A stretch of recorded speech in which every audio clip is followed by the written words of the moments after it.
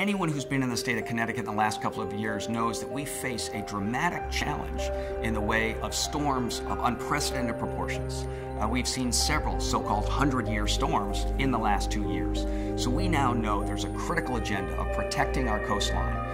And in times like these, people turn to Audubon to learn how to balance the needs of nature and humans. But we're finding that one of the most important defenses for our civilization are the natural undeveloped areas of our coastline. Places like tidal marshes like this can absorb tremendous amounts of floodwaters in storm events. Not only are they important buffers, they are also tremendously productive ecosystems.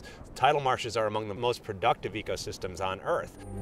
Understanding and showing others how to be stewards of our natural resources has always been at the heart of Audubon's mission.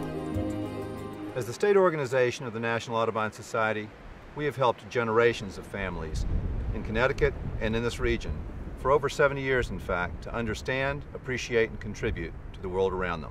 One of the other things I'm most proudest about Audubon is that we are the only national organization that has representation across the whole country at a local level. People everywhere can relate to birds. That Audubon focuses on them makes it easier to engage people locally and nationally. Birds offer a powerful lens into the health of our environment. They represent nature's ultimate barometer. Connecticut lies along the Atlantic Flyway. This allows Audubon to use birds to show people about the interconnectivity of our global environment and our special place within it. There are specially adapted creatures that only are found on coastal tidal marshes of the East Coast. One of them is the salt marsh sparrow. It's estimated that up to 20% of the world's population of this globally threatened species lives right here on the shores of Connecticut. One of the things that Audubon is working with our partners is to identify areas where marshes will be allowed to grow. To that end, Audubon Connecticut is adding to and protecting the state's salt marshes, from Barn Island to Hammonasset State Park. And using its centers and sanctuaries across the state, Audubon teaches Connecticut residents how to manage other vital habitats for birds and wildlife.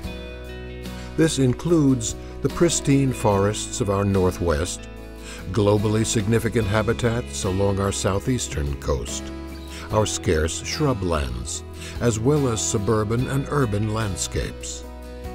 And Audubon's success is due to our willingness to collaborate. We have had a great partnership over the years with Audubon Connecticut. This is a group that really takes its conservation mission seriously. One of the things we're most excited about going forward is the opportunity to really advance the conservation agenda on the Connecticut River and the entire watershed of the Connecticut River as the first in the nation blue way.